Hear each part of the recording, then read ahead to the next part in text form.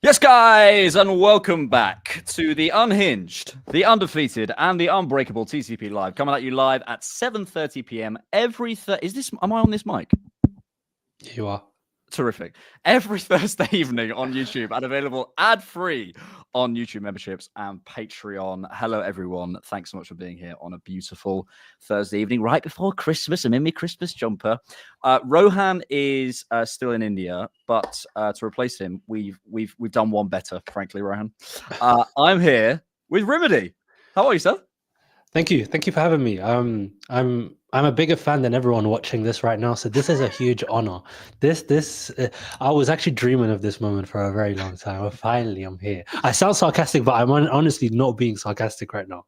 Remedy was paying me a string of compliments, which I would like you to repeat, please. So, no, please don't. Remedy, if people don't know you, I've seen you around for a long time, but where would people know you from?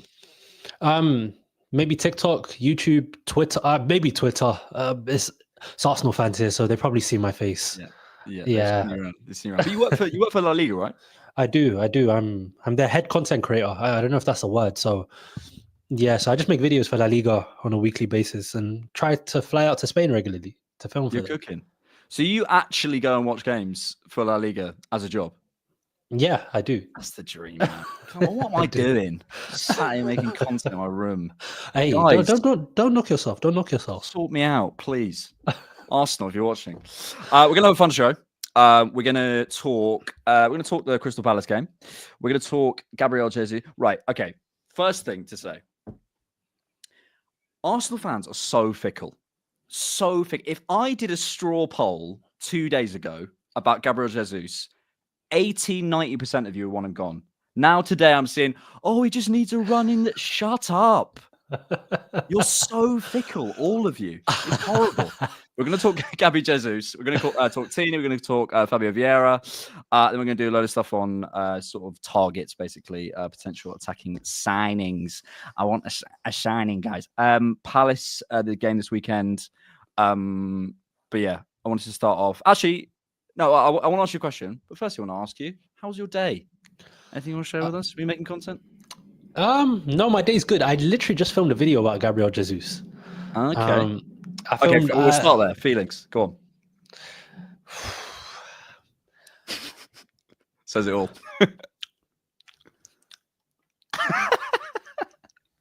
What more do I need to say? Like that, I think that just sums it up. No. Yeah. I think you know Gabriel Jesus, right? On his day, I kid you not, he is one of the best players in the world. On his day, when his day comes, and you are talking to one of Gabriel Jesus's biggest riders here, I love that guy so much, but physically, that guy has just fallen off a cliff. And for me, when it comes to goal scoring, that's not really my biggest thing with Jesus because that's never been him. But if it means he could trap the ball, if he can protect the ball, if he can turn on the ball, that's all I want. And unfortunately, in 2024, we've barely seen that. So if he's earning the most amount of money at the club and he's someone that can barely give us a string of, I don't even ask for goals. I just want performances, right? Yeah. That's all I ask for. That's all I ask for Gabriel Jesus. And unfortunately, right now, what's he on? He's on 265. Okay, I will go to praise him because he did have a great performance yesterday. He did. But it's the immediate maybe if we just give him a run the tape. Use your eyes. He's on 265k a week, and someone made this point to me the other day. They were like, okay, so we signed him for what was it again? 45, 50? 45 million. Okay, so his contract is till 2027. When did we sign him again? 2022. 2022. So okay, let's say 40 million plus the 265,000 a week. Do you ever hear a footballer's salary and you don't deep it until you're just like £265,000 a week? You know, there are a lot of people that won't even see that in their working career. Like, bro, it's insane. That's 13 million a year. So if I times that by 5-year contract, that's 68 million over the course of the contract. And then let's say tax 40 takes million. half. Let's take tax takes half. So he's earned a solid 30 million over his Arsenal career. Hang on. So we've paid him pre-tax 108 million pounds. I feel like I'm bashing Jesus. He had a great night last night. But like I don't know. I suppose what I'm fighting against is, and I want to talk about last night and his performance, but I'm fighting against this thing of like, all that's enough for me to turn and sort of support Jesus. If I'm paying someone that sort of money, and we've seen the output and we've seen what we've seen so far from him, as you were sort of alluding to, his physicality and what's dropped off and what we know has happened with Jesus, I need so much more before I even begin to have conversations. Do you think it's because we're so starved of like quality that we see a flash and we go, oh, he's back. You said it at the start. We are the most fickle fans on the entirety of the universe. Like you can say, for example, if I say who's the player that's getting flack now? It's Mikel Merino, right? So he's the player that's been picking up some flack on social media right now. If he scores against Palace and has a somewhat decent performance, that's the profile we needed all along. That's what we needed.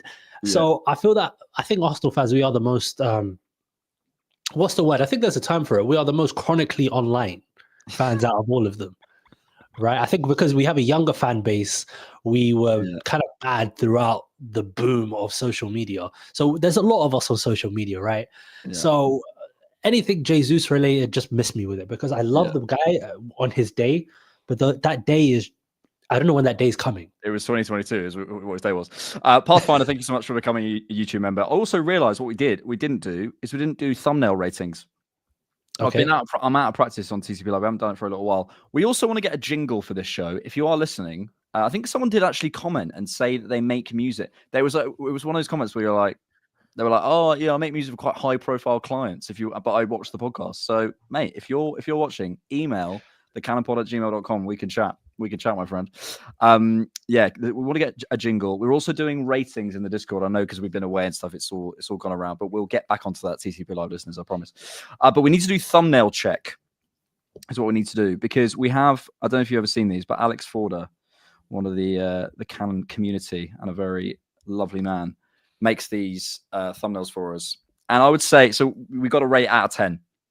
So you got Jesus in the middle, rising from the ashes with the wings. Thoughts out of 10? Remedy? And you can't go too high because I will say Forder cooks every week. So you got to raise the level. You got to raise the fogginess standards, guys. The thing is, do you want me to put my YouTube hat on or just my hat on? Go on. 6? A 6. I see that. You can't tell it's Jesus. That's the thing. It's a work of art. That's the point, really. The art form is amazing. The art form is wonderful. The art form is wonderful. I just can't tell it's Jesus. If you can have like a little bit more color. Zoom in.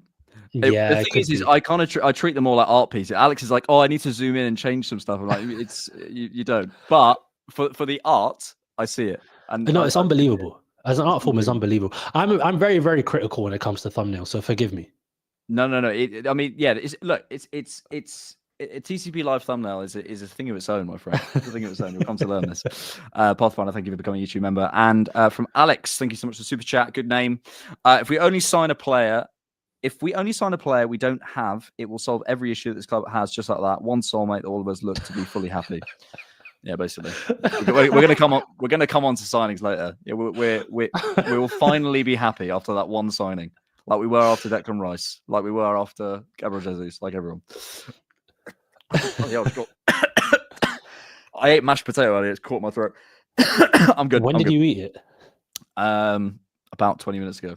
Oh boy. Okay. Let's come on to the game last night. Look at what Alex does for. Look what Alex does for the Cannon podcast. This is true grit. This is true grit. Wolfing down a dinner when I should have just started earlier. Thoughts on the game last night? So Arsenal 3, Crystal Palace 2. Obviously a difficult first half, followed by a storming second half. Mostly, I would say, heralded by Mr. Martin Ødegaard. Thoughts on the game. Thoughts on how we set up and all that sort of good stuff. So here's my thing. I thought the game started at 8. right? I missed it. Honestly, I missed the first like 25 minutes. Genuinely. So I'm scrolling. I'm like, I'm so excited for this game, right?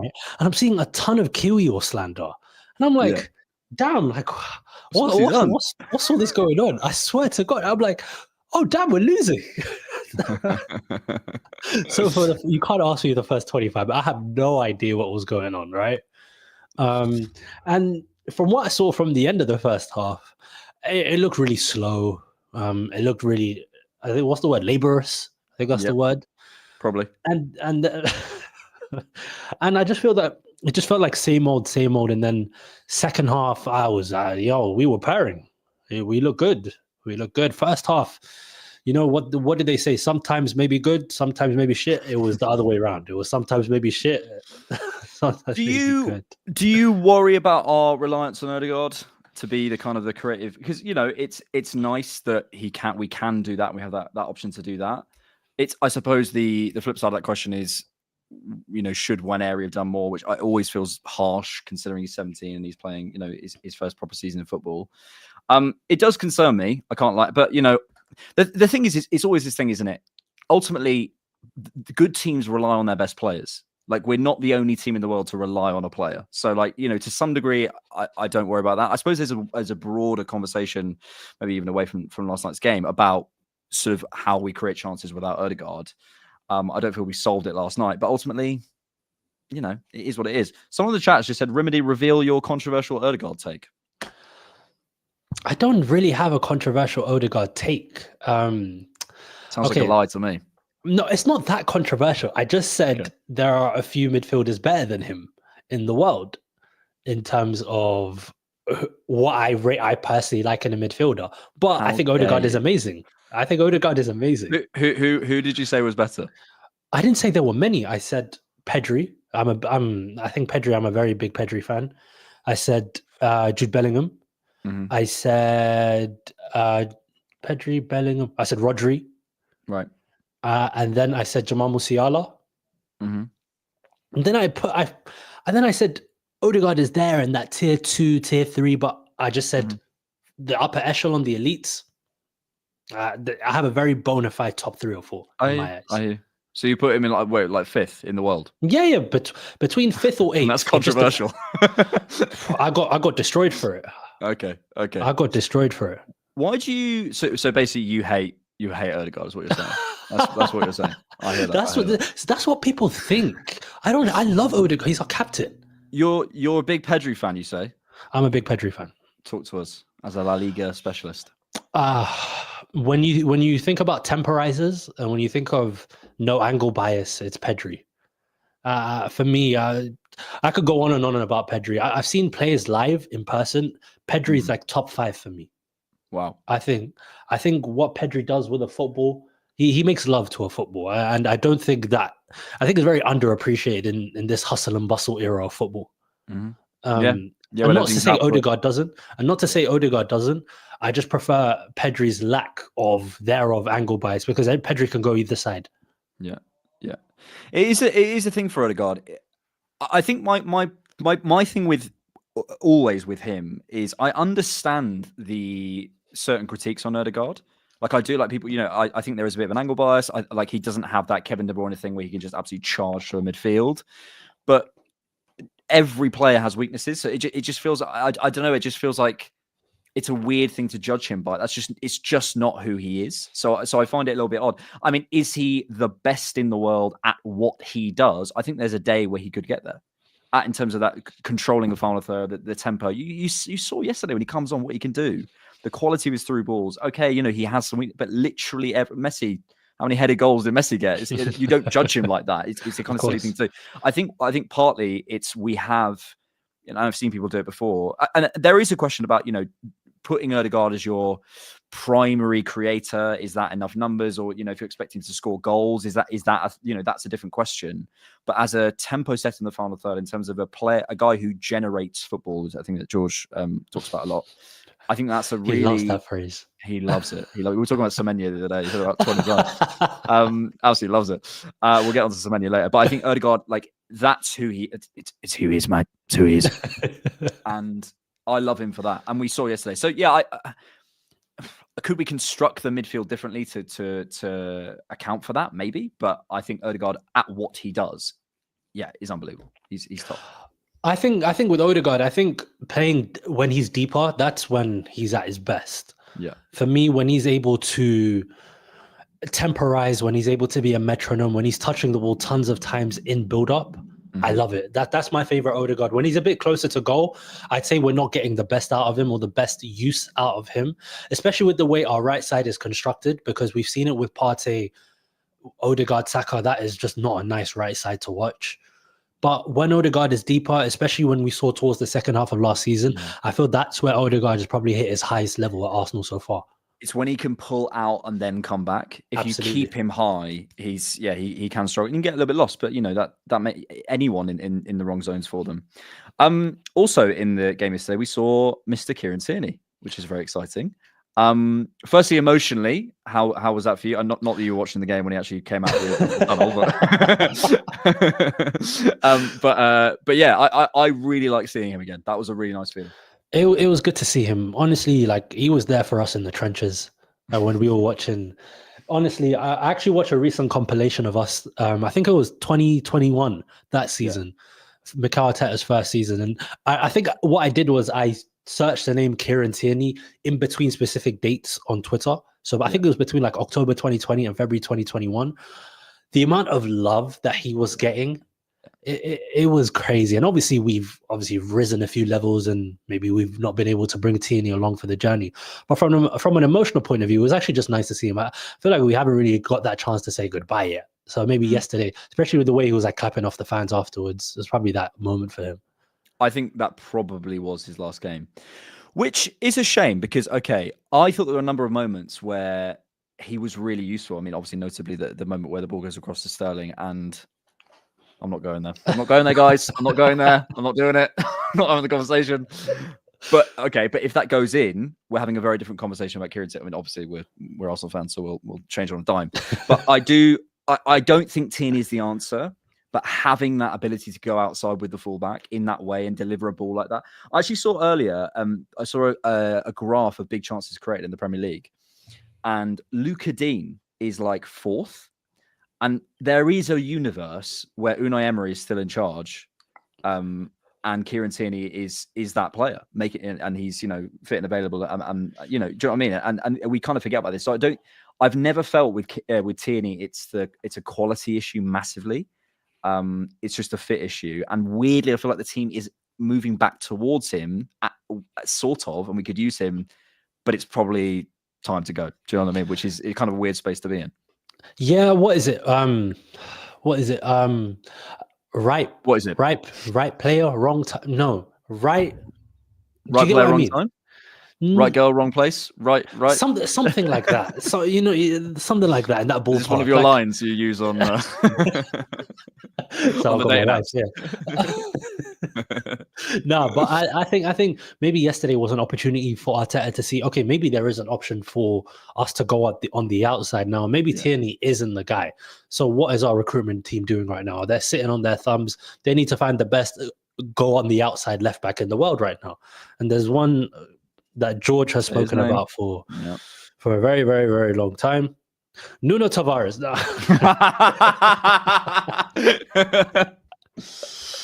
No, I like you, Ruben. You can stay. Good. Yeah, very good. Very good. Absolutely. Yeah, no. And Alfonso, like he can also Alfonso. I hate when people use players first. You don't know them. You don't know them. Alfonso Davies, Mr. Davies. I think it's because he's got such a unique first name that he can probably go by first name basis. Fonz. Fonzie. Maybe. Fonzie. Our mate Fonzie. He, I think he also because of what he could potentially do at right wing for us. I think I've seen people talk about that. I'm quite interested in that. But yeah, that quality. And just thinking about how we fix our left-hand side, if I have to talk about that for another year, if I have to go through 2 more windows, if I'm here, George, if you're watching, if we're here talking about how to fix Arsenal's left-hand side in December 2025, I'm quitting the podcast. I will not be here. You will not catch me. I'm not doing it. But in one of the versions where you, because this is the thing is, I don't know how you feel, whether you're a football purist or not. I don't actually care how we do it. I just care that it's done. Like, I have my preferences in what I like to see in footballers. I love absolutely like Šeško type number 9s. That's my eye. Like, I love that. But if you want a false 9, you want your wingers coming in, I'm okay with that. I absolutely love a deep lying playmaker Pirlo type. But if you want more of a Rice or whatever, I'm okay with that. I'm not slagging off Rice, just saying what I like in a team, right? He hates Declan Rice. Get him. Yeah, kill him. I like players who can control the game from deep. That's just me, right? If it ends up being that Alphonso Davies, at the age he is, we can go and do that. We can do that contract. It would make a lot of sense, honestly. And unless he wants to go to Madrid, which is a possibility there. If we can do that, and that is how we fix the left-hand side, I'm really happy with that. I'm not against it, and I like it as an idea. Look, what is Mikel Arteta? What is his main MO? Manager. Especially that too. But his main MO is always just trying to maximize on any, like he's a 1%er. Yeah. So if we can 1% every single position on our pitch and every single tactical shape in our team, Mikel Arteta wants to do it because what does he want us to be, like a chameleon? He wants us to be super unpredictable. So if we can have that type of player that can arrive deep from the left side and potentially can give us that option that is very comfortable being stationed out wide, honestly, it can take us to a completely different level. So Tierney was a very good option last night, the profile of Tierney, but we can go one step further. Yeah, we see the need in the team. But absolutely. Does that have to be Tierney? Oh, very good. Good one. Hi, George. Love you. Alex, you should ask Grimedy about Alberto Molero. Who is Alberto Molero, please? He is a number 10. He plays for Las Palmas. He is probably a left centre mid. I don't think you've actually ever heard of him. I've never heard of him. Sorry, no. We do this thing on this when we do a thing where if you haven't heard of someone, you have to just say all the things that football Twitter people say: elite ball striking, elite turning radius, great between the lines, fantastic in the half spaces, high potential. Oh yeah. Love him. All I needed to say was a Spanish number 10, and you basically said everything. Yeah. Okay, Alberto Molero. I have to watch Las Palmas most weeks for La Liga to create content for them, and I had the opportunity to watch Las Palmas versus Real Madrid at the end of August. So I watched him live in Gran Canaria, and wow, what a player! What a player! If I was to compare him to someone, it would probably be Philippe Coutinho. Okay, interesting. In what sense? Left 10, low center of gravity, can strike a ball. Wow, I'm using all of the. Sorry, the thing is some of them are right as well, especially in this case. It's just that every player. Term. But also for him, it's the responsibility that he takes. He's not playing at the best team. Las Palmas are probably tipped to go down. So for me, what I like in a player, one of the things I rate most in a player is responsibility. Yeah. And for him to take the attacking burden and the attacking responsibility at a team that won't create too many chances, especially under a defensive coach like Diego Martinez, if I was to compare him to a coach, it'll probably be Nuno Espirito Santo. Okay. So if you think that type of player, or that type of coach, sorry. So he's a player that has shone every single week so far. He is slightly injury prone, and it will take some time for him to develop in the Premier League, but he's definitely a player that we should be looking into, especially I think I tweeted this last weekend again after the Everton game. We just need to raid any old La Liga team for someone that can turn. That's it. Yeah, can you take the ball on the half turn? That's all we need. That's it. We have too many basketballers right now. Yeah, that's a very good way of putting it, actually. Yeah, that's very true. I was actually thinking in the game yesterday about Fabio Vieira. Maybe we can kind of come to that now. Oh, what a segue. I don't know if they're similar players. I haven't watched them enough, but I mean, I've watched some clips and some comps of Fabio Vieira at Porto. I need to look into it more, but I've seen a bit. I don't know if his time's up at Arsenal, because I was watching that first half and I was going, if you have a player like that who can just take it and then a Jesus run into the box and someone who can do that, we always talk about half space crossing on this channel. If you compare him with someone, actually, weirdly, probably Jesus is in that game because of how Palace were playing was probably best for it. I don't know. I think there's a world for it. What do you think? I don't think it's the end of the story for Fabio Vieira. I feel that it was a dry loan. There was nothing agreed after it. Or to be fair, knowing our record with transfers, we'd probably sell him on a free next year. But No, I think there's a world where we absolutely need Fabio Vieira. There's one assist that plays in my mind, and it was the one, I think it was against Fulham last season, home game. He came on the bench. I saw that. I was like, we do not have anything like that in this squad. It is, for me, I think what Fabio Vieira can do, especially with a ball, no one else could do it in our team. Maybe Saka, but even Saka's crosses are slightly different to Vieira's. Saka's are more the loop. I think Vieira is just more force the issue. Well, it's especially from on the right-hand side. It's the whip ball. I always forget in swinging because Saka's much better at the outswinger. But that in swing, I think other way around. Maybe I can't. Yeah. Anyway, but you know what I mean. Like it's a different type of ball. I don't know. And like I think a year away, getting some confidence, getting some rhythm back in his game, reminding himself how good he is. You just never know. And I always think about sliding doors moments in football, right? One of which is the Mudryk thing, which I thought about recently. What a crazy sliding doors moment! If he's this guy, we could have. Okay, think about Leandro Trossard missing that chance against Aston Villa. Think about our left-hand side issues right now. If we'd signed Mudryk, where would I don't know where we'd be anyway. I don't want to think about it. But I think about sliding doors moments. Like how big an impact could Vieira have had this season with Ødegaard out? Because he absolutely would have been involved, surely. Absolutely. It's all, I don't know what it is with us. It's like we're always longing for something that we never have. So like last season, we realized that maybe Fabio Vieira, he couldn't get into the team. The minutes that he did play, he was on the right. And when he did come into the team, he was actually put up some serious numbers. Yeah. And then this season, I think a lot of Arsenal fans were very happy and comfortable with him going on loan to Porto. But I think this for me is not the end of the story for Fabio Vieira. I really think there's a world where he's going to be a big part of our team next season. I buy that. I do buy that.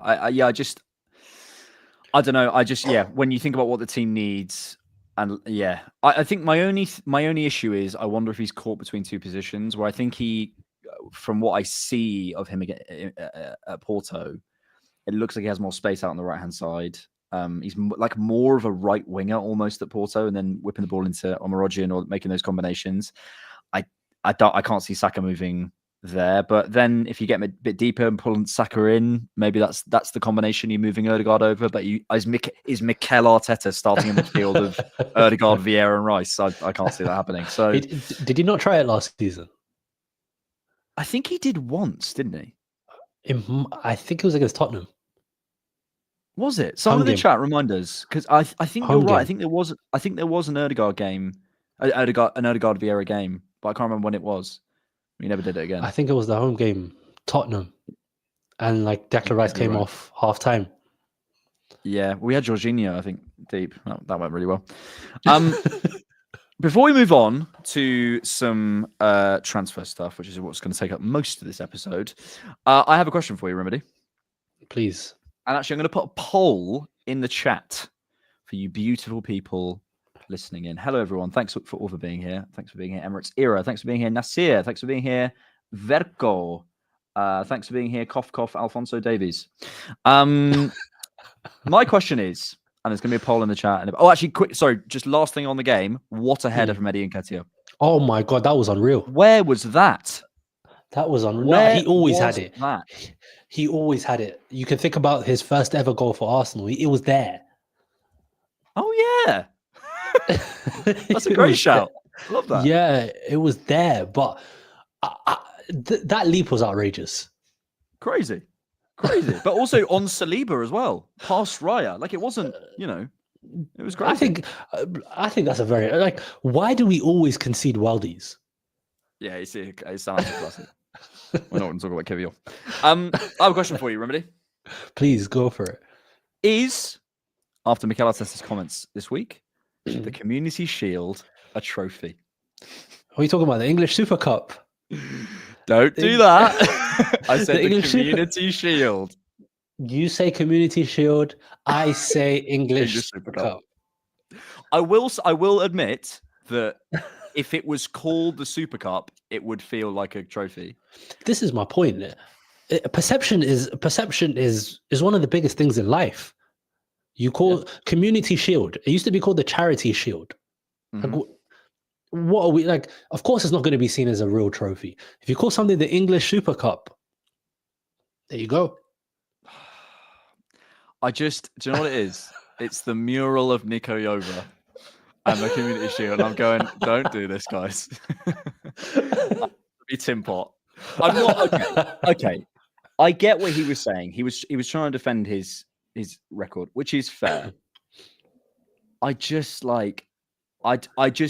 think it was a weird moment in the press conference when I'm just like, you don't need to defend yourself, like, or you in that way. And he never bites. He never ever bites, and it felt a bit like an Ange moment.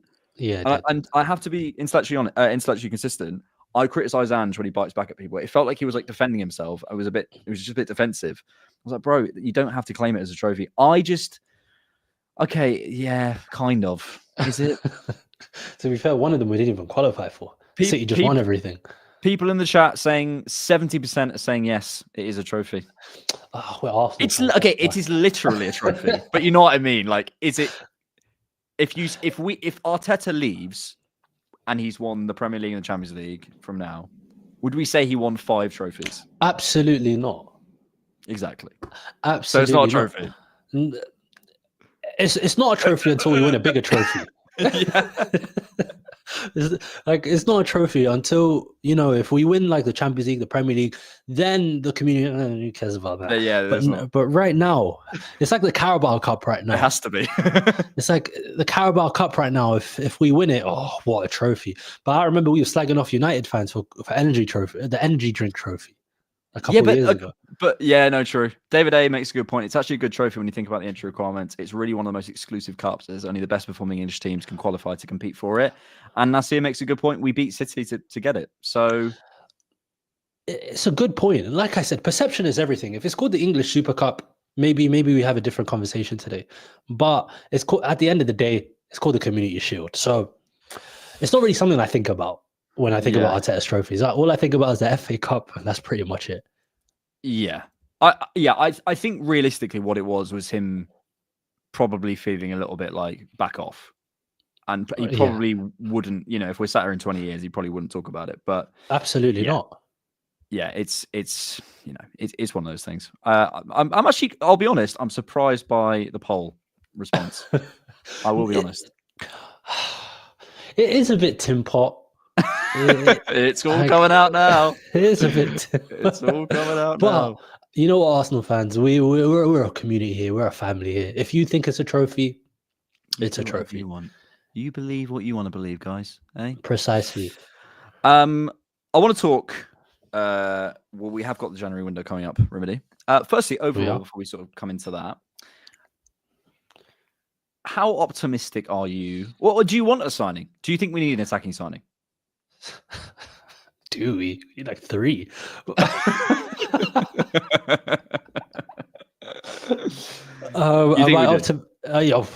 Absolutely. When I saw your recent video of you actually saying we need a signing, I was like, damn, it's got you.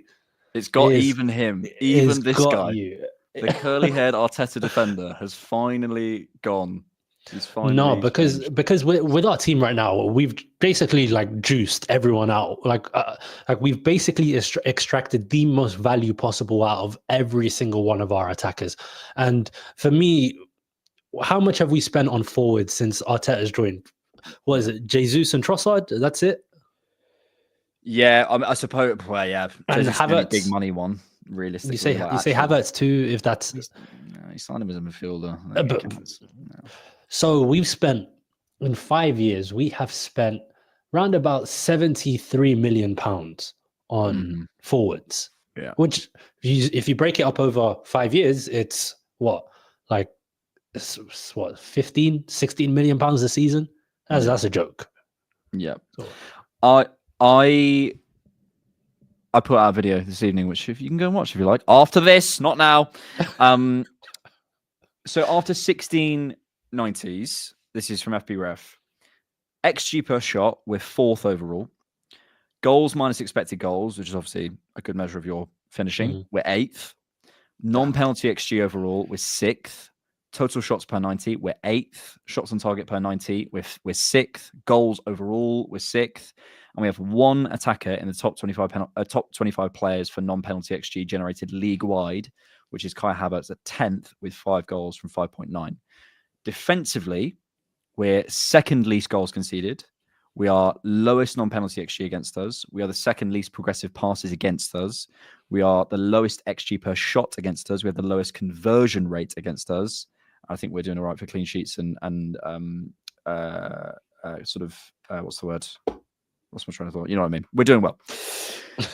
I suppose my point is this. You can do the whole... I think we're reaching a point in the season now where you can't blame, well, we've spent half of that time 10v11. It's evening out now.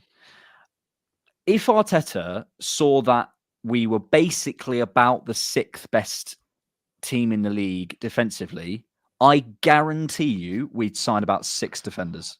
Wouldn't we? Do you know what I mean? Like he actually, and this is also unfair. I say Arteta, this is unfair. It is also above him. And I think recently I've noticed a couple of things where he seems to sort of be alluding that he's getting the most he can out of his attackers. I would argue when you put wrong-footed fullbacks on and don't instruct your team to transition and stuff, like it's a different conversation. But you know what I mean? I hear him. There is also a profile issue as well. But I can't get past the fact that we, like, objectively now, statistically, we all knew with our eyes, but we're seeing now in enough data that we are about the 6th best team in the league. And that's defensive, attacking wise, it's just not good enough to win the league. What more does it take? And then before we come on to the specifics, if we're going to do something in the summer, if we must be sat there saying we're okay. Sorry, let me put it like this. If you're saying we're waiting for a player to come up in the summer, okay, because we have to sign the perfect player, and that perfect player is only available in the summer. Why can't we do it now? What's the difference between now and the summer? Probably 10 to 15 million, maybe 20, and maybe a slightly, a more complicated wage demands. I don't know. Is that worth it? That's certainly a debate. But if we go and drop 100 million on Leão on June the 1st, when we could have spent 120 million, if that's the player we want, and I'm just talking a player, whether you like the player or not, it's up to you. But is it worth spending the premium now? If we're not waiting for the perfect player, then let's not let perfect be the enemy of good. We can still improve even if the perfect player isn't available. And I do think we have this... I'm going on a bit of a rant now. I do think we have this thing where we've been in project mode for so long. We've been in project mode. We can't sign anyone over 25. We can't put anyone on high wages. We can't have anyone who's ever been to any other club. We've got to be the perfect club. We've got to do things absolutely by the book. At some point, you're not the project club. You have to become the team. And I always say this, and forgive me for repeating myself. We have this thing where we want to compete with Bayern. We want to go and beat Bayern. And then the moment we say we need to sign a player who's on over 300k, Arsenal fans go, not doing it. No.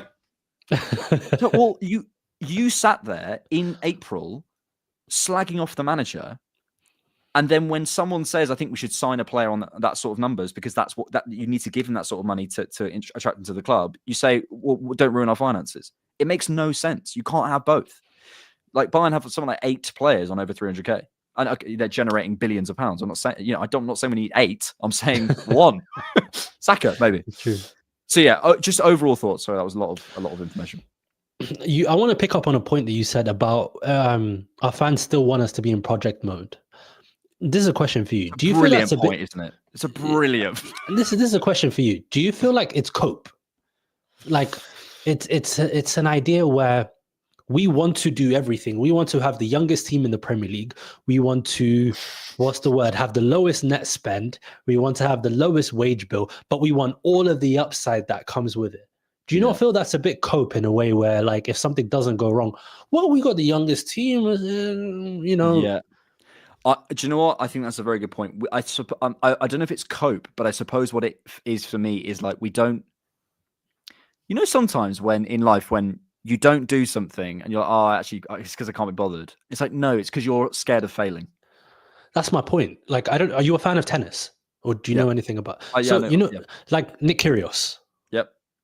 That's what our fans are. Yeah. So for those of you that don't know, Nick Kyrgios is a tennis player who has he's ability-wise is generational, right? Yep. But he's never wanted to go to the next level because he doesn't want to train too hard. He doesn't want to mess up too much. And that's exactly how I feel sometimes with Arsenal fans. It's like yes, we want to do all of this kind of stuff, but we have to take everything that comes with it. Yeah, and if we have to sign someone where it's going to cost 100 million, 200 million pounds, if you said that to someone in the, like some Arsenal fans, they'll be like, 200 million? Oh, no, there's Keon Edwards who's in the under 21s. We can rise him.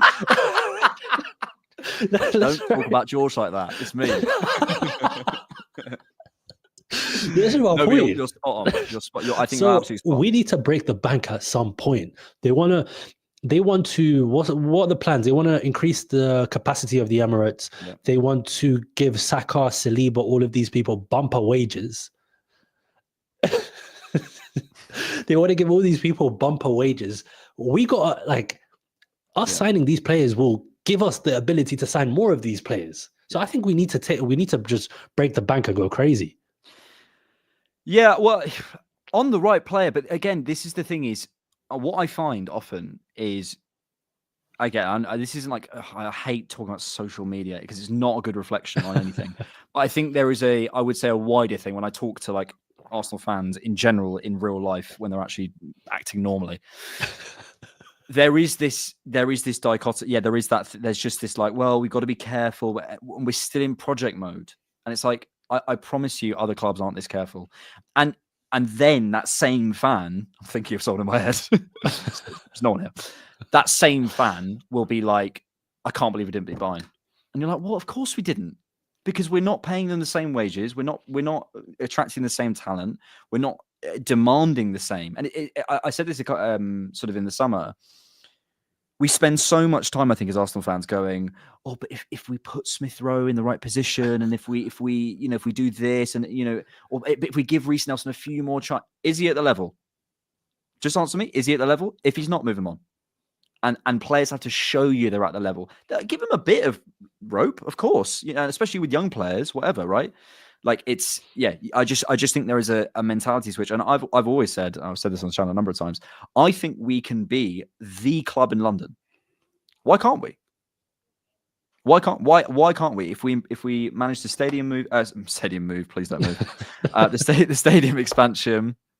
If you think about the cultural impact that Arsenal has, if you think about have you seen the numbers in terms of like Arsenal's search in like the USA and Africa? Oh, I saw that. It's crazy. We're global, mate. We're absolutely global. If you can reach that market, if we release a few more Adidas Originals merch sets, like George has just said it in the chat. Like, I don't understand. We talk about this all the time. Like, why can't we? I don't understand what would stop Arsenal becoming that club, other than basically the ambition.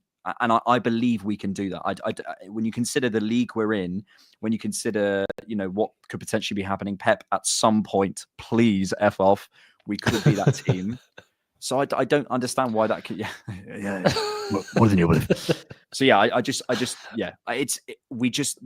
I get it, but we need to move out of project mode. So anyway, on that, Samuel Mockball released an article today, which I'm definitely not using a paywall thing to get past. Okay. What? No. I never knew that. I'm not Mr. Moneypenny. No. I would never do that, Remedy. I would never do that. In negotiations with potential centre forward signings ahead of the current campaign in summer. So Samuel Mockball, I'm sure most people know, but he's very reliable. Basically, he says, starts us off, part of the reason Arsenal decided against signing a striker in the summer was due to how Kai Havertz ended the season. The German scored 9 goals in his final 18 games for the club last term. In negotiations with potential centre-forward signings ahead of the current campaign, it's understood that Arsenal provided no assurances that they would play ahead of Havertz. Thoughts, Remedy? This club, this is PR. But there is an acceptance now they need greater firepower. Absolutely. Because if they're releasing directly after the buying game, right, we need an X factor.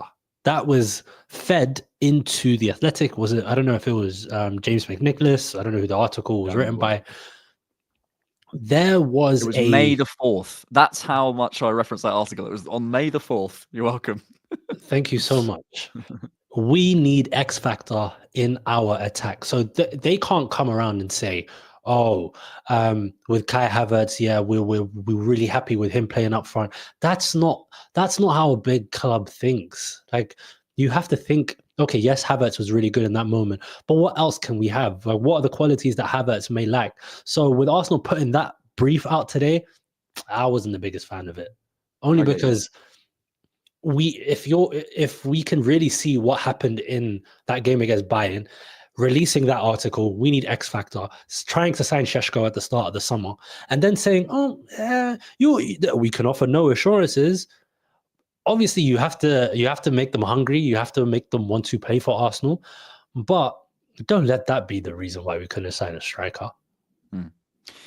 Yeah, I mean, and this is the thing: is obviously it's not the case. It just isn't the case that we didn't want to sign a striker. He says it there. We were speaking to people. It's the question of how much you want to. It's not binary. It's not we did or we didn't. It's you're speaking to people, and probably the right deal didn't come up, and we didn't feel that this player was right or that player was right. Ultimately, that's down to ambition, and you take the gamble basically that Havertz is going to be enough, and Havertz has done all right, but it's clear we have a profile missing. Which, if only anyone had said that. In negotiations with we spoke about that. Among the players will be considered next summer will be Newcastle striker Alexander Isak, who for many is the leading candidate to fill the role as Arsenal's new attacking focal point. The Sweden international ticks all the boxes for Arteta: quick, sharp movement, and a proven Premier League goal scorer. Thoughts on Alexander Isak? So he's unbelievable. For me, he's top, right? I think when we were first linked with him, when his number plate was going crazy in London, it was like 2 years ago now, I was like, no, Isak, 75 million for 4 goals in La Liga. No. But for me, I'll just take anyone. Yeah. Hosselu? Hey, he won Real Madrid the Champions League. Hey, we need some of that. No, but jokes aside, I think Isak he's great. He's great. I kind of feel like we need more stretchers. I feel we need more people that can go in behind. That's why I've never really gotten over an Osimhen. Because if you think about like Jesus' goals yesterday, imagine having that on steroids. With Osimhen and his ability to just go in behind. Isak can play. Isak is really, really good. But if we sign an Osimhen, we would need someone that can we need a passer. We need someone that can find him, that can unlock him. And with an Isak, he's someone that drops. He can link, central access. I know that's a big thing on this channel. And that's something that we need to go into. And obviously, Isak can give us that in abundance. Yeah, I think we've spoken about this many times. I think the quickest fix, which isn't necessarily the best fix, is probably a left winger. If we want to stick with Havertz, it's probably a left winger who, if we're not going to change anything else, and if you're not going to invest in Martinelli or whatever, is just to go, okay, I'm going to change that. And that's probably, I don't know. It depends who it is, and that probably gets us to a certain point. Another version is someone like an Isak, and then you start to say, okay, well, let's use Osimhen. You go, I'm going to go with Osimhen. If Osimhen is there and we've got more on the transition and he can create some space in the box, who does he need? Does he need a Fabio Vieira? Does he need an overlapping fullback on the left or the right? Does then that create some space for Martinelli to grow, or do we need a different type of left winger who's maybe a Doku type or a Grealish type who actually just keeps the ball, or whatever? I think that then is going, okay, we're developing the team. I think the left wing is probably going to be, if we do that, the least disruptive. But you don't. I am torn between, and it probably will come down to the market, whether you go the full kind of disrupt route. Because if you change the striker, and let's assume Isak or Osimhen would play centre forward, that does change things in general in the team. I'm not against that, but I suppose what I'm saying is I haven't made my mind up whether it's best to just go, I'm going to change the left winger and make him more suited, because ultimately I just don't think Martinelli's suited to what he's being asked to do, and also hasn't developed in the route we'd like him to, and keep things basically the same. Or would you, I guess what I'm saying is, would you rip it up? Which would be your preference? Depends on the talent, doesn't it? If you've got a striker. That's a good point. I'd personally rip it up. I want us to have more ways of playing. Obviously, whenever you rip something up, it will take time to bed in. It will take some time, and obviously, maybe from another point of view, from a less risky point of view, you can find someone that's a bit more plug and play that can just slot in like a left winger that can just come into our team. But I feel that we're at a point right now where we just need to. I think it's time now. Like we played it a certain way. We've kind of ripped it up with Havertz, so there's an opportunity for us to completely switch the way we want to play. But if we want to go to that next level, I just can't get over Osimhen, man. Or an Isak, or a Hoselu. A bit of fear factor. Navaz says, Alex, I liked your point. Thank you. This is how you get your comment read out. Pay me a compliment. Previous pod, opponents don't fear him or anyone on our front line apart from Saka currently. I actually think George said that, but I'll claim it. If it was a good point, it's probably George. I think it depends on the talent. Wait, did you not finish off that comment? We need someone like Giroud who could dig one out from anywhere. I think that might have been a joke. If it wasn't, fair enough. It's not my take, but sure.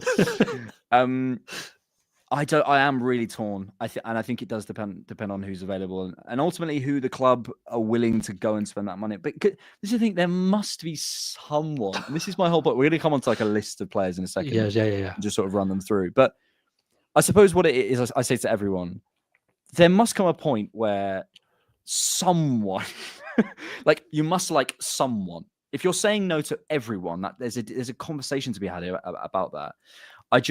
I think.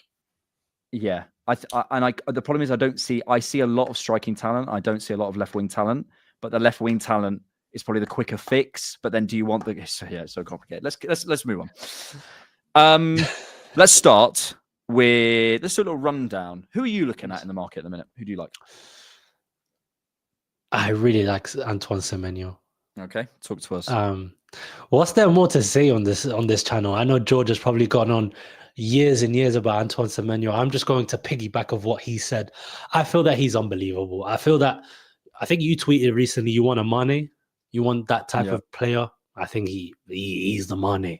He's the Mane. For me, he's the player that's there for us. That's in a situation where he wants to break out. I think that's not a hard transfer to do. I think Arteta and Iraola, they're buddies.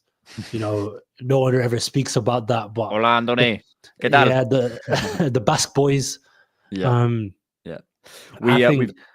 we've got a scouting coming out about him tomorrow. He makes a lot of sense. I would say I'm still learning him.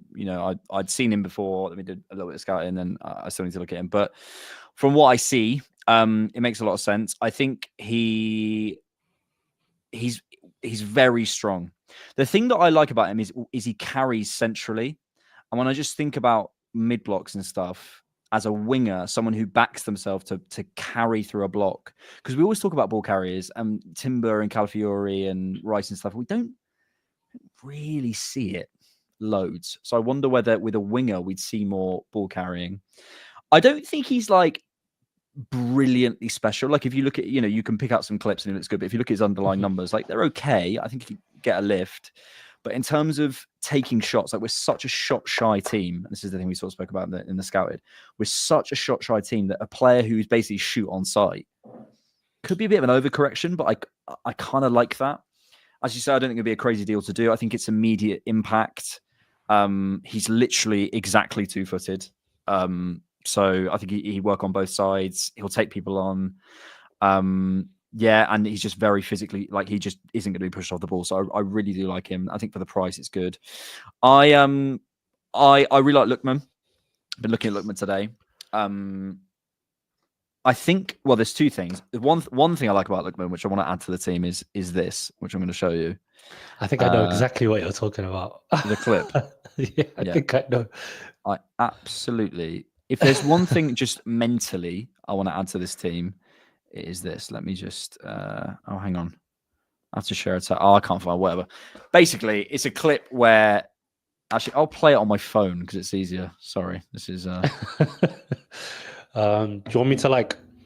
Why is my sister, who has no interest in football, says, "Do you know Twitter Arsenal FC opinions?" What? An Arsenal FC opinion. Got a few of those, mate. It's this clip of Lookman. Basically, he's in a press conference and he's asked the question. Well, you can hear it.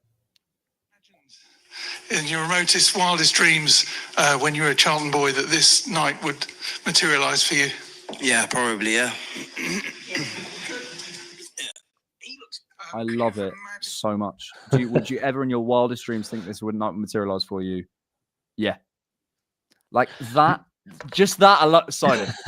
But he's also, the thing I really like about Lookman is his ability to get off the line.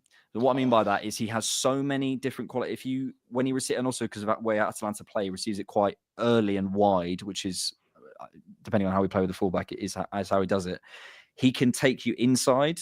He can sort of flick it over you. Like when he gets to the final third, I don't always love his decision making. I think he shoots way too early, and he loves that near post shot. And it's nice when it comes off, but the more you watch it, you're like, okay, mate, chill out. But in terms of getting from that place as a left winger, combining inside, he'll like flick you, he'll like hold you. He's got the quality to hold you off. If you want someone to receive it wide and deep and then get you up the pitch, he is really, really good. And also when it works out, and he's on a bit of a hot streak at the minute, he's slightly right-footed, but I really like him. The thing I will say that arrogance, that's unfair. It's not arrogance. That's just belief in confidence. Yourself. The belief in yourself. That's what I feel gets the fear. I saw this thing of David Raya earlier talking about building his favorite goalkeeper, like his best goalkeeper of all time, and it was like distribution Edison and personality Buffon, and his handling. He's like me. I love that, and that's why he's one of the best. Like you got to believe in yourself a bit, and I don't know. I think Saka's growing into that, but he's just a God-given talent. I don't know if Martinelli. I think Martinelli works unbelievably hard. Does he have that, like, I am going to be the best player in the world? I'm going to come inside and I'm going to shoot. Has pushed that out of him. Different conversation, but I don't know if I could package, package 2022 Martinelli. Think of that as a player. The confidence. I think it was a game against Southampton away, 22-23 season. We drew 1-1. All I remember that game was the wingers coming in and receiving the ball super, super early. Saka does it a lot, but Martinelli was doing it like crazy. He'd receive the ball in the half turn and he'd run directly at the Southampton backline. We don't see that anymore from him. Maybe it's the way that we play, fair enough. But if we could package those types of talents and that fearlessness to keep going and not just, 1v1, let me go down the line and cross it and the keeper catches it. Yeah. I'd say that. Lookman is really, really good. Again, I'll take anyone, please. And you stood in the bar at the end of the night, mate. Oh, Jesus. People on this channel have heard my Rashford opinions too much, so everyone will tell me to shut up. So go on, Remedy. You tell me yours, and you can't be desperate. Maybe you are, but thoughts. I'm desperate, but I'm not that desperate, right? No, I think. Look, with Rashford, the environment's a big thing, right? That's something that a lot of people say. You move somewhere else, life completely changes. But for me, I don't want the baggage that it comes with. Yes, I may sound like the cope. Yeah, I might sound like the cope that I was talking about earlier, but I just can't see it. When you have that much pressure at Manchester United and you leave, right? I don't think for me, Rashford coming to Arsenal will just solve every single problem right away. And from what I don't want to be that person that reads into him because I don't know who he is as a person, but who we sign, I feel like Rashford is more of a summer signing and not a January signing. Yeah, that was. If we were to sign Rashford, I would want him. If you sign him in the summer, he has time to work. To plug and play, we don't have time for that in January.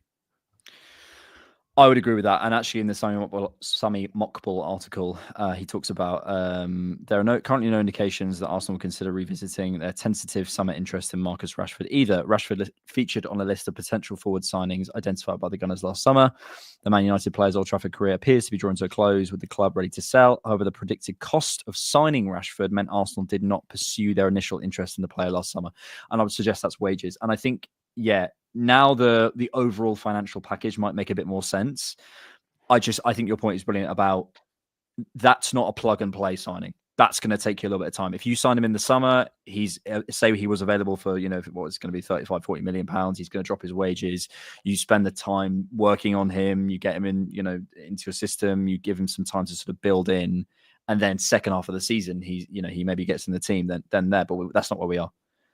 So yeah, look, people know that I love the profile, but I completely agree. Right now, I think a January signing that's not something I do. Omar Marmoush, heard of Marmoush? Fan? Yeah, I've seen some clips of him. I Snake really hips. I really like the way he dribbles.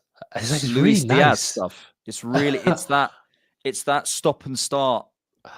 He's like he's on I Strictly. really like Loves him. it. I really like him. Again, I've only seen comps, so I wish I can give you a full-on scouting report. But there's something there with him. I personally like. I don't know about you, but I really like players that come from. Like, I don't want to sound like a Brexit, but I really love people that come from different countries. Like, I love Africans. I would love South Americans only because the way that they play football is completely different to a European style. And from what I noticed, is South American, potentially African players, they're very happy to just keep going and keep going and keep going. I see that. That's what I like. He's Egyptian. He's from Morocco. Is he? Oh, he's Egyptian. Yeah. No, I see that. I see. I mean, El Neni, 90th minute at Old Trafford. You're absolutely right. We should be afraid to talk about that. There is cultural differences in football. Of course there is. And how you use that and how you appreciate that as well. I think, Marmoush, again, I'm similar. I've only watched comps, but what I really like about him in his attacking moments that look nice on a comp is, again, the fearlessness. I will say he's in quite a transitional team. He stinks of Liverpool to me. He does. Like he's very fluid. He's has a lot of nice free kick taker, which is something we actually need, I think. Question. Go on. You say he's a very good free kick taker. Yeah. When do we get free kicks in those positions? It's very true. And Sterling. Do we actually need a free kick taker when we don't actually get fouled there? Yeah. No, it's a good point. It's good. We never go and stand there, so never get the ball there. So it's fine. Matthew, thanks for the super chat. People used to talk about Lookman the same way they talk about Martinelli when he was 23, but I guess let's give up on our guy. His confidence is down. Look, I actually don't think you're wrong. The problem is do you have time to wait? That's my question. I think I've always said if you put Martinelli in the right system and give him some space, I think there is a player in there who is a top 10 winger in the world, or is a top 10 forward in the world. I really do. I don't think he's not Ballon d'Or level. I don't think he's ever going to be, world player of the year type, in the teams like that. But I think he could be a very, very good forward. Personally, that's my opinion of his ceiling. But ultimately, he's not doing enough to show me that that's a talent to build something around. So for me, I'd rather, and if I suppose what it is we can talk about platforming him better, which I agree with, but Arteta will know, like he'll know, and he's had ample opportunity to do it. So he's not doing it for a reason. And I don't know what that reason is, but I can only speculate that perhaps he'd rather focus on other areas of the team. And when you consider he's tried to sign Mudryk, and when you consider the links that we've seen in recent years, when you consider he signed Trossard, I don't know. I think that's an area of the team that, unfortunately, and this is a criticism of Mikel, he slightly doesn't look at and just sort of says, we'll deal with that at some point. And I think that's an indication of what they think about him, which is a bit unfair. With Martinelli, you kind of see him any which way you see Heung-min Son, right? I think that they're two very, very similar players. They're players that really thrive running in behind. They're players that really are really potent in the box. One-on-one, Martinelli is probably going to score when he has the confidence. So with Martinelli, giving up is a bit strong, but it's just a case of, hey, the bus is coming. We don't have time to wait anymore. The tube's coming. Yeah. And I'm sorry, the tube comes quite often. It's a bus. It's a bus in Bournemouth. You missed the Depends how bus. late night. Do not slag off Bournemouth, Remedy. Do not slag off Bournemouth. They are 6th with a 9 goal underperformance on the XG, and it's a lovely place. This is my point. You missed the bus in Bournemouth. You're waiting 30 minutes for the next one. Do you want to hear my most Karen moment ever? Go for it. I got on a bus and I had my I had like wired headphones, but I had them over my ears, so they weren't in. They were just over my ears, and I was such a little prick. I was like 17 or something. Bus driver. I was like, "Hey mate, can I get a single to wherever?" And he was like, I was like, "What?"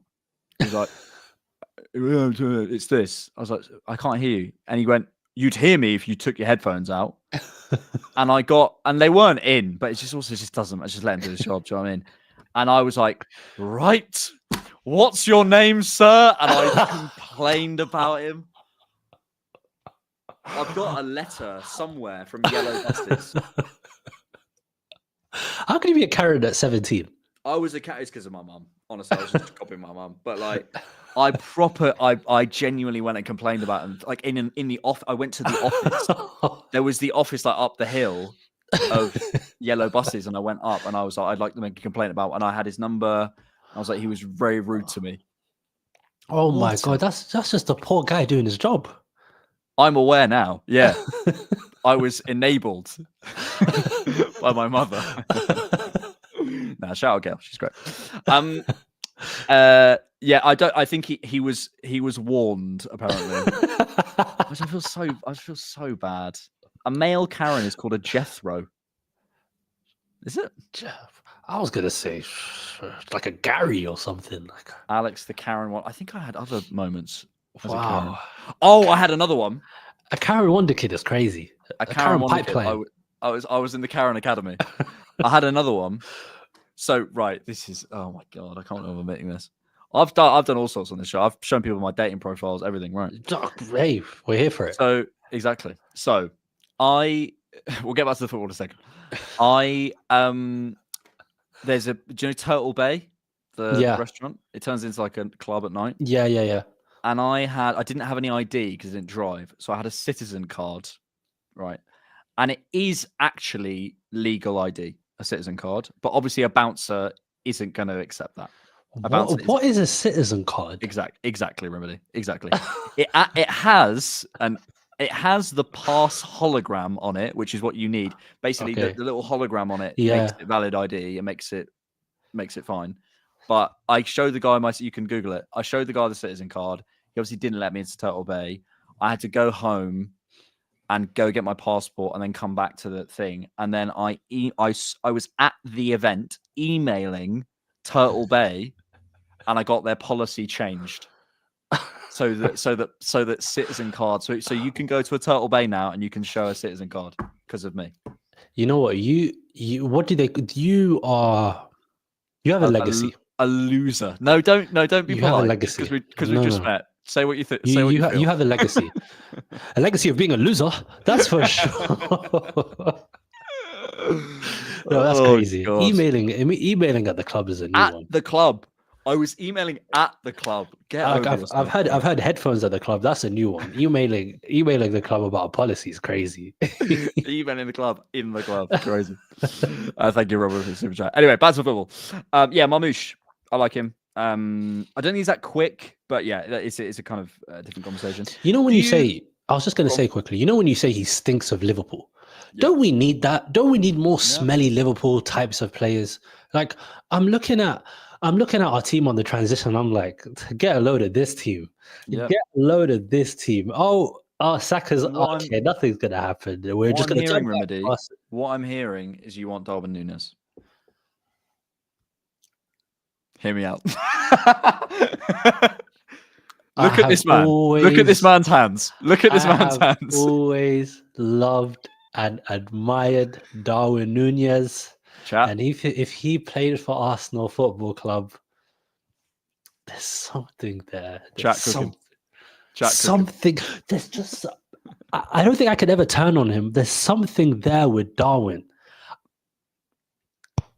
He's got something. I need that. Oh, mate, you've got support in the chat. Darwin is cool, says Flower. We are starting a Darwin movement in this community, in this chat. Darwin Núñez. Unironically get 30 plus GA in our team. Let's start the movement. Let's start the movement. Alex, email Stan, get him to spend some money. I wish, but it's not even a money thing. We just have to sign somebody. I'll tell you what our scouting policy should be. Right? You go to your nearest Sainsbury's, Tesco, Sports Direct. Yeah. You buy a game of FC 25. Yeah. Okay. You go home, you put that game in, right? You go onto Ultimate Team and you scout 89 plus pace. Yeah. 83 plus dribbling. Okay. 79 plus shooting. You get all these three in. There is a player. Can you do that now? Can we do that now? Is that possible? I think you can. Yeah, I think you can. I'm on Futbin. I'm going to search for someone. Yeah, let's do it. Let's do it on Futbin. Right. Can you? I don't know how you. I don't understand how this works. I think you go on to. Wait, let me show my screen, guys. We're doing scouting right now. We're on here. What do I do? Okay, so I think you go on to players at the top left. Players, yeah. Yeah, You've done this before. Many times. Players here? Yeah, players right there. Okay, and then I think you may be able to filter by stats or something. Obviously, you filter for the. Yeah, here we go. Yeah, there you go. Pace, acceleration. There we go. What am I putting in? 89. 89. Dribbling. We go 83. 83. Okay. Yeah, and then for shooting, I'd say it's maybe 79. Shooting 79. Okay, yeah. And okay, obviously I think we have to filter for men, unless some women want to play for Arsenal. Unless some women want to play for Arsenal men's team. Maybe. I think they struggle. But how do I do that? And then you press filter, bottom left, and then it should work. So we need Bon Mati. Nice. We need Edson. Oh, Pele. I was like, who is that? Oh, right, Pele, yeah. Right, who is the first player that is... Right, we've got Bod Marti, Pele, Mbappe, Bellingham, Vinicius, Lamine, Erling Haaland, Lauren James, Harry Kane, Caroline Hansen. Harry Kane? Okay, Lautaro Martinez. That's probably the closest we... Lautaro Martinez? Is that who we need? No. These are like special cards. Like, we need to just keep going. These are special. I don't know what that means. Like, he's 95 rated. We just need to. I think if you go back up, I think we may need to filter by gold card. So go back up. Works. Version on the left. Version. Oh, so you want just a normal, just gold. You should be able to scroll down. So many? This game has fallen off. If you just keep going, gold and all gold and maybe a team of the week, but. Okay, here we go. And then we don't. Okay, we'll keep it here. Salah? Yeah. Donnarumma. Donnarumma got. Donnarumma has 90 pace. Lads, we need to sign Donnarumma. I think that just reflects by his goalkeeper stats. So basically, we need to sign Donnarumma. That's crazy. Okay, let's keep going. Okay, Donnarumma. Lauren James, Rodrigo. That's a start. Rafael Leão, Leroy Sané. Chiesa. Yeah, he's the man, I would say. Chiesa's the man. Is that Rafinha? Yeah, that's Rafinha. Yeah. So look at this, right? So basically, we need to sign Donnarumma, is what you're saying. Essentially. But if we were linked with any of those players, right? If we were linked with Rafinha, wouldn't that be insane? Like we were linked with him a few years ago. Sign him. This is my point. Wow, this just took a left turn. It took a left turn. We're going back to the list. We're not scouting on FIFA. Benjamin Šeško. Fan?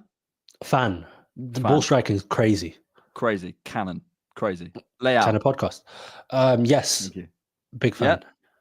Kudus? Not for the wings. Centrally, yes. Yeah, I agree. He's always top on like the duels and stuff. It's crazy. Yeah. Here we go. I'll go through it. Nico Williams, Dusan Vlahovic, Evan Ferguson, Brian Mbeumo. Evan Ferguson. Whoa. Slow down. I need to hear these. So how can I react? Please. Well, I was just gonna do a list and then you can pick maybe. Okay. Please. So continue. basically, so we've had. I want you to pick if you had to make a signing. Okay, that's the game. I'm deciding. Okay. Let's play the game. Semenyo.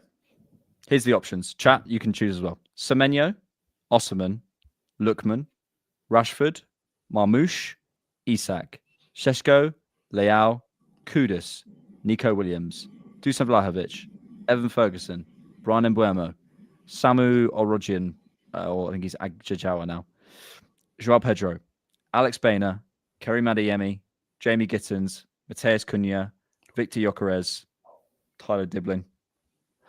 That's 21. 21 There's names. no one out there. Okay. Who would you pick? So how are we? What are we picking? Am I picking one winger and one forward? Up to you.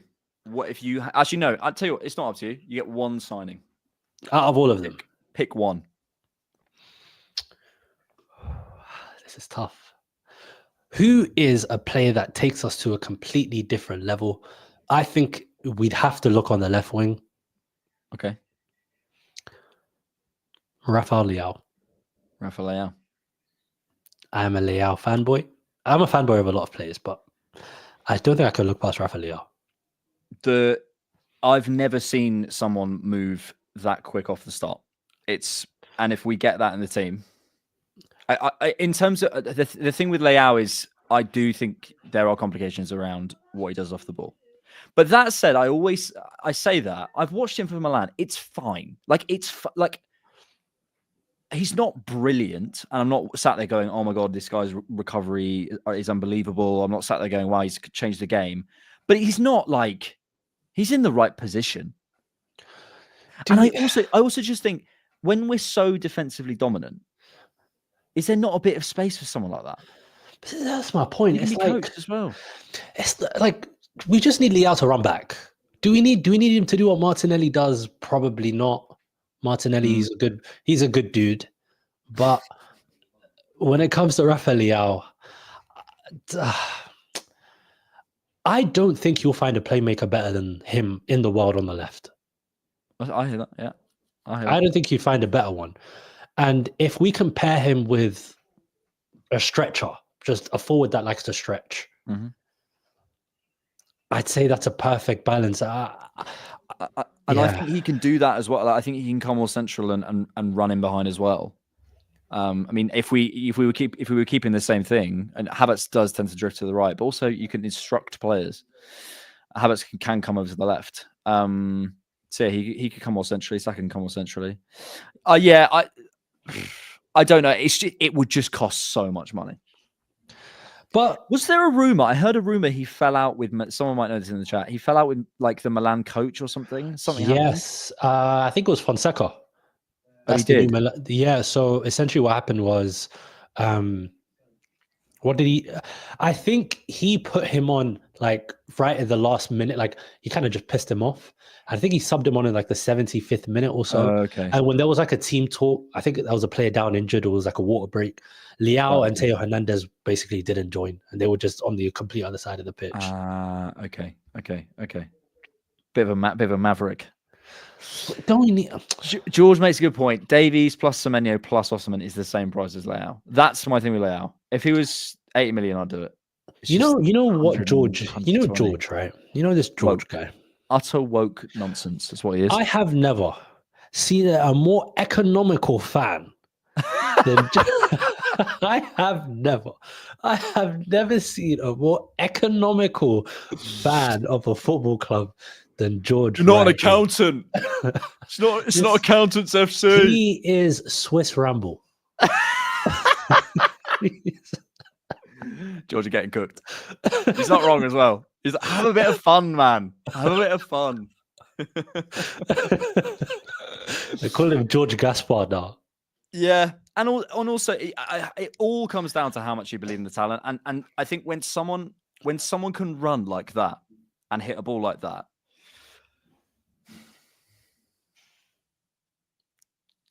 you can't, like, you were sort of making this point earlier. You have to go and put some big boy money down to get a talent that, like, the way Vinny Jr. finishes or something, like no one else can do that. Or I don't know, Mbappe, whatever. You pick a talent, a thing that someone does better than anyone else in the world. Okay, Pedri, his temporizing, as you call it earlier. If you want that in your team, which I think we are crying out for some injection on the left-hand side and some burst on the left-hand side. If you're crying out for that team, maybe it's worth going and spending that money. Swiss Ramble, mate. You're an accountant. That's what you are. This is my damn point. This guy is. And if you signed a load of players from League Two, you could get 70 of them. This is my point. But there's one thing that we never talk about as Arsenal fans, and this is one thing that we've been crying out for a long time. I actually don't really see people talking about it. It's always the forward. It's always the forward. We need a damn midfielder. We need like Xhaka leaving really hurt us. Who would that be? Not who would that be in the market, but what would that be for you? Well, like as in a profile. The profile, yeah, the profile. We need someone that can probably sit deep and pass the ball 80, 100 times a game. Yes, Ødegaard can do it, but for me, there's one person that I just wish he joined Arsenal is Manuel Locatelli. Really? Okay. For me, I feel that there's a player there. I feel that there's a player that we need to just hit teams differently. And right now, we lack in the carrying. We don't lack in the carrying. It's just the fact that Calafiori is just always injured. Okay. Calafiori can do that. But who can really sit deep and just dictate pass after pass after pass? Ødegaard is more pass and move. But if we could have someone like a Locatelli, like someone that can just spray, come close, go, like pass it long, pass it short, that can just pass the ball a ton of times in the game. I think that's one thing that we're missing a lot in our team. I hear you. Someone who can, I think if Jorginho was 27 and a bit taller, that's my point. Might be all right. But yeah, I think there's certainly with Jorginho and Partey's future, there's a question mark about that. Okay, so you're saying Leão. Chat we've had. What do we have in the chat? Alejandro, thank you so much for your super chat. I'll come to it in just a second. So in the chat we had lots of Leão shouts. We had a Lautaro Martinez shout. We had an Osimhen shout. We had an Evan Ferguson shout. We had a Rodrigo shout. We had Donnarumma, Semenyo. We had Semenyo of every single player. Semenyo. That's crazy. You could sign Leão, mate. No, but it's 3 for 1. Classic Swiss Ramble. This is it's the utter woke nonsense. Dream.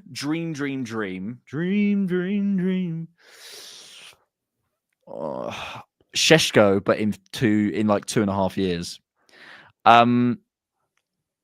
I think I'd go Osimhen.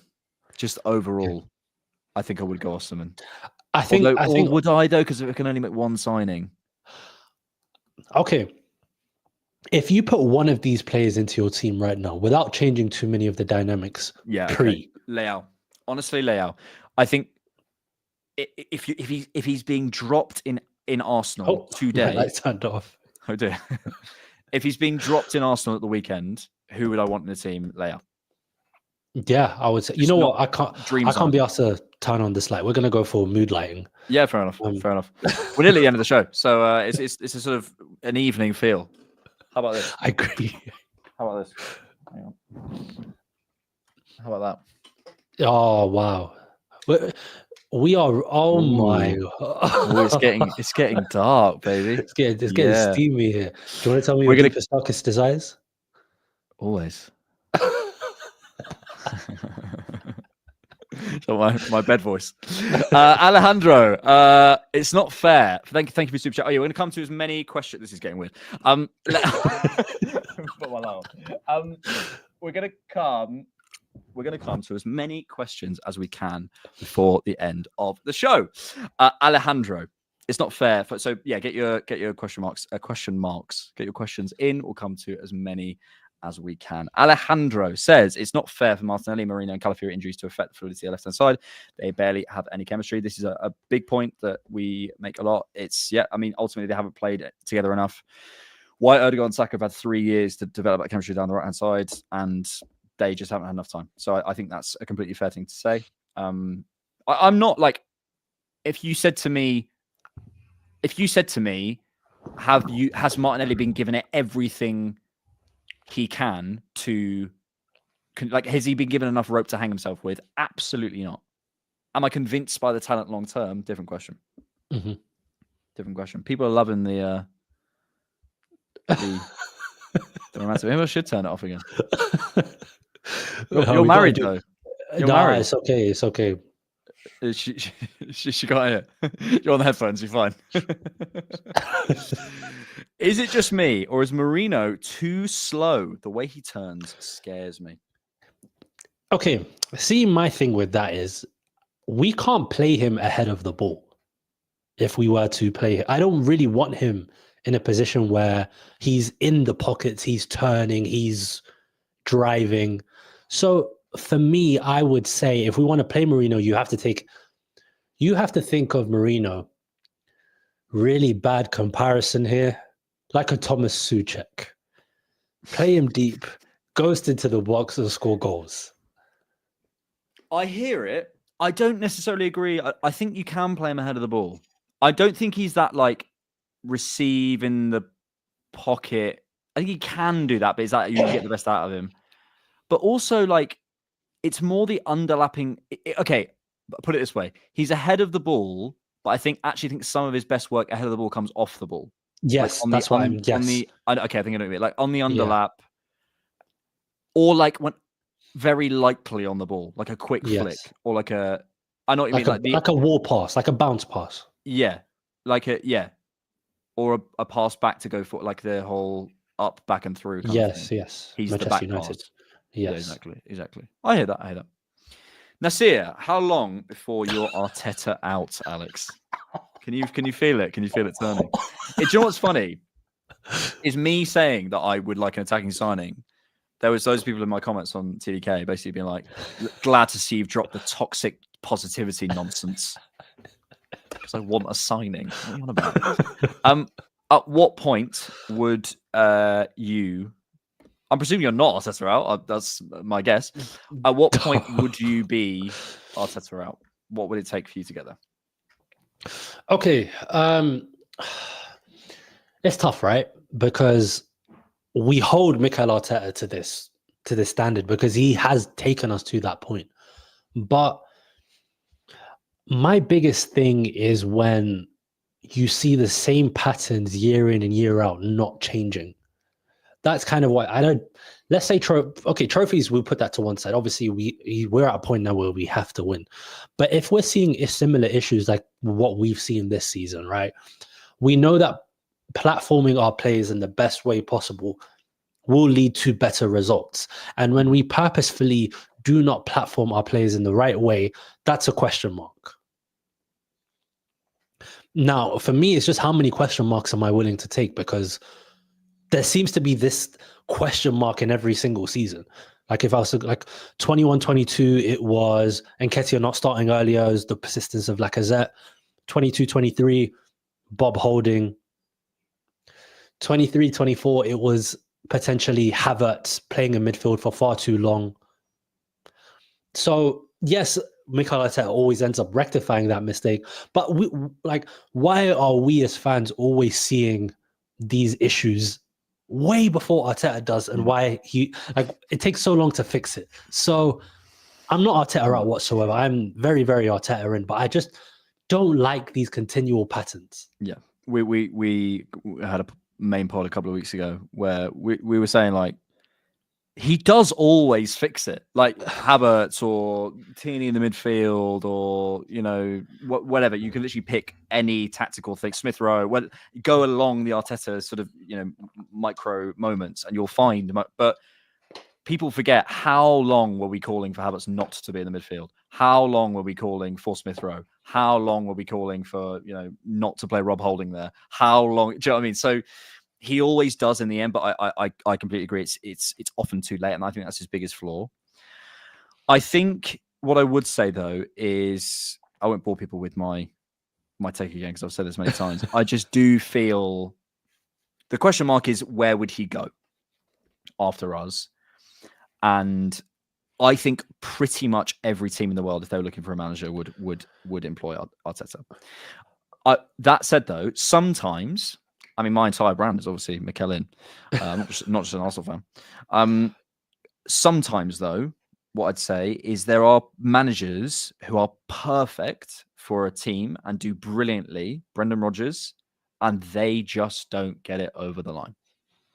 And they actually do pretty much everything right and do 99% of the job, but they're remembered for that 1% of the job they didn't get right.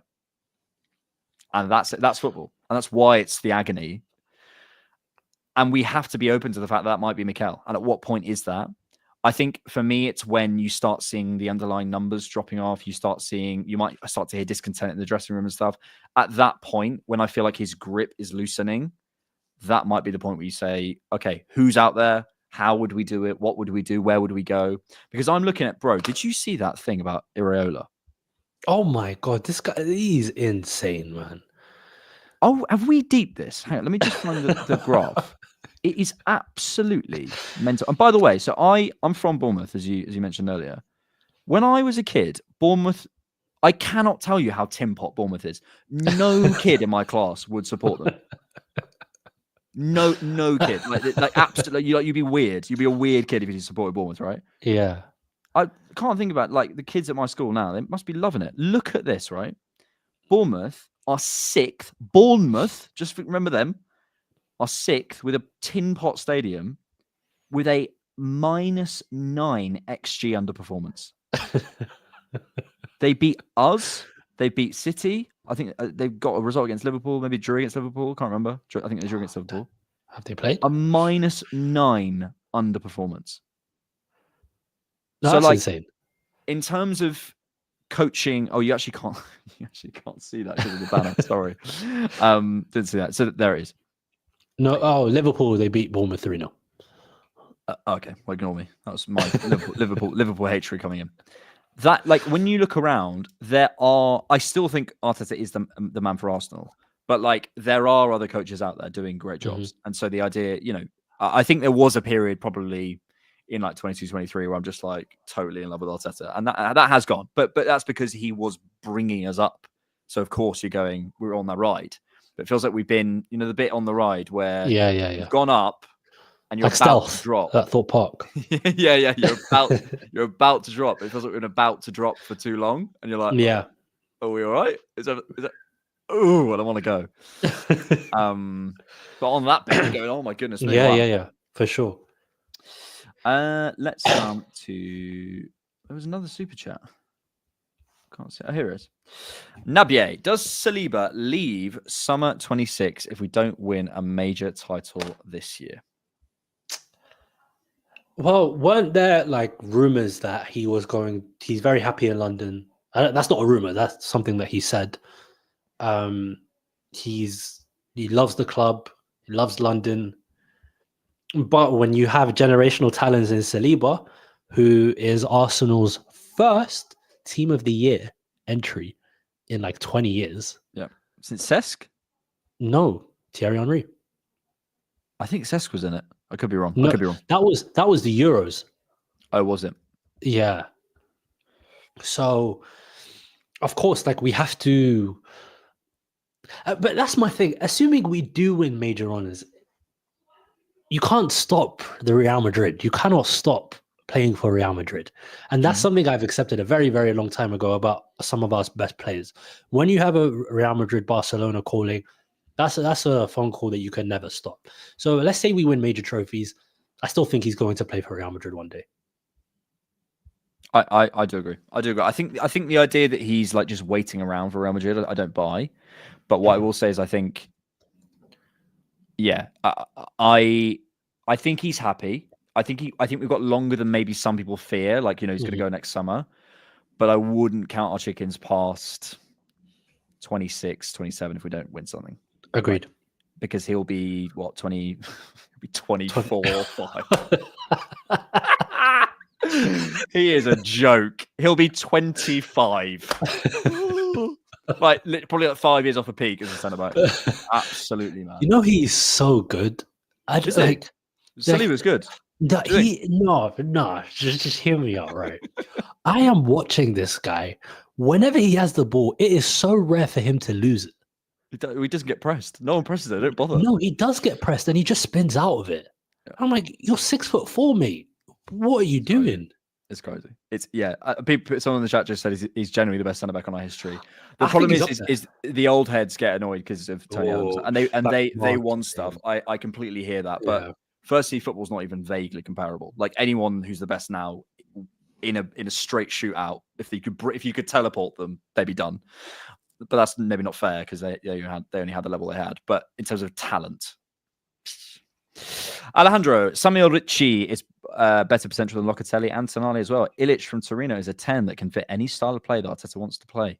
Do you know Samuel Ricci? Ricky? Never heard of him. Sorry, Alejandro. Yeah. It's my lack of ball knowledge outside of Arsenal. Tell you what my ball knowledge comes from these places. Arsenal, watching other teams play Arsenal, the Super Sundays before Arsenal play, comps, and when we're linked with someone. So if we've been linked with someone, I'll go watch them, and then I know about them.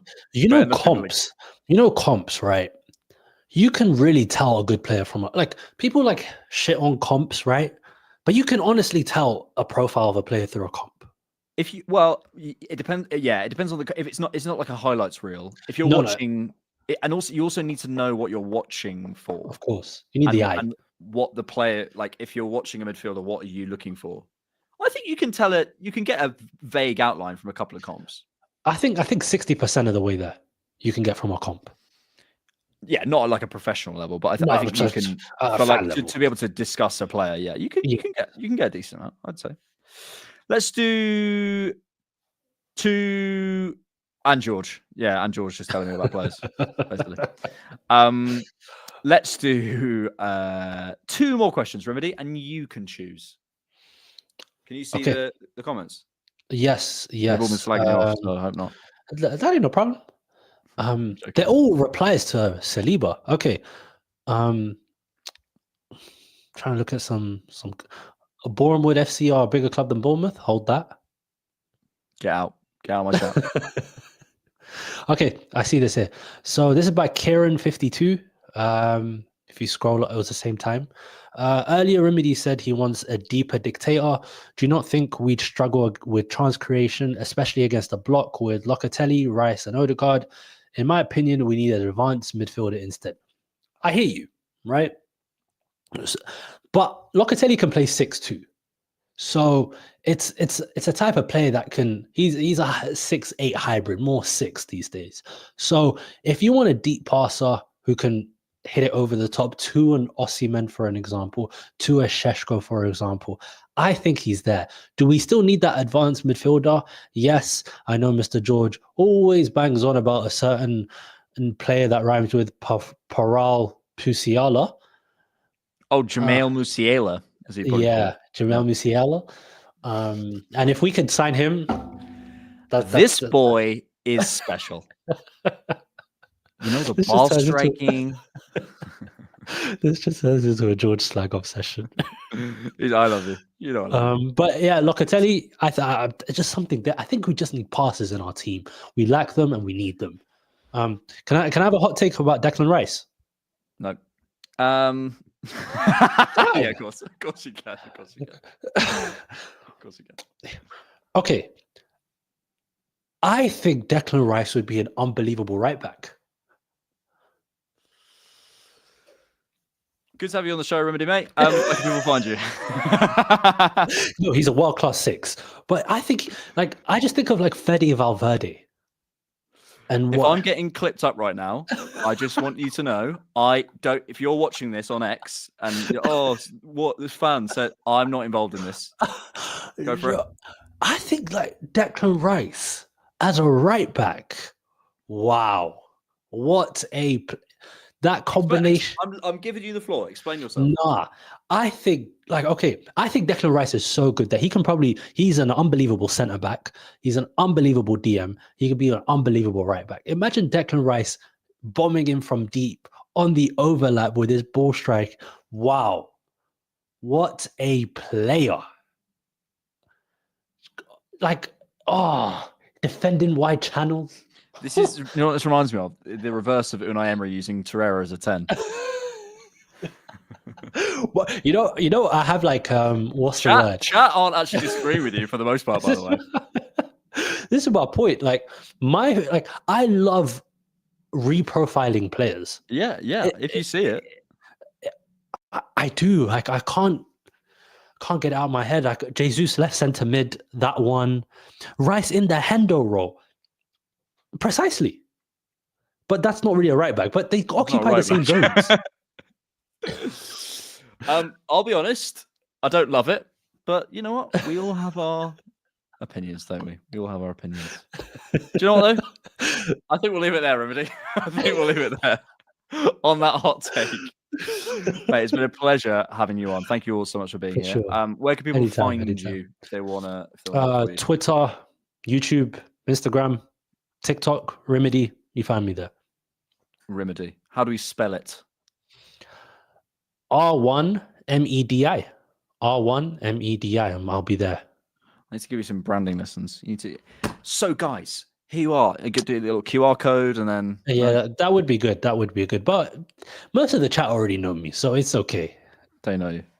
They know he's a big boy. He's a big boy. Thank you for being here. We'll be back next week for another TCP live. Remedy, we'd love to get you back on the channel at some point when you're free and available, not watching Spaniards for a job. We'll be back for an instant reaction on Saturday after Palace, which I will actually be at. Sorry, I've missed everything on instant reaction for about 4 weeks. Finally, I will be there. We will be there. Tomorrow we've got Scouted coming out, and then we've got the main podcast on Monday. If you want to check out everything ad-free, you can do that on Patreon and YouTube memberships. And if you want to check out exclusive content, you can get that as well there. If not, you can just like the video, support us on YouTube, subscribe, do all that good stuff, and we love you being here. So thank you so much. Remedy, thank you very much. Take care and goodbye. Thanks for watching, and thanks for keeping it Arsenal.